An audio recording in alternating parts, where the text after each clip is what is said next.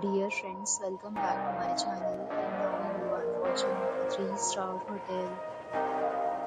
In this video, we try to explain all the details about this hotel like location, landmark, reviews, amenities of the hotel and room category and facilities also. As you can see on the screen, hotel location. Here is the nearby attractions and landmark also. You can find lots of reviews and rating numbers online that are given by guests who enjoyed their stay. Its review rating is 10.0, which is the exceptional. A set of reviews is now displayed on your screen, which may address many of your basic questions about this hotel. You can see on the screen details like room size, bed type, room name, amenities, facilities, and images, etc. Room category 2.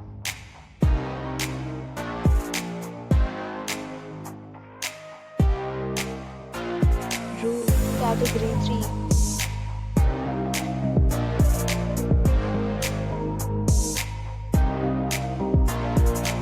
We talk about amenities of this hotel, so you can see on the screen. Yes, you will be required to present photo ID and check-in. The hotel is a service authorized temporarily prior to arrival.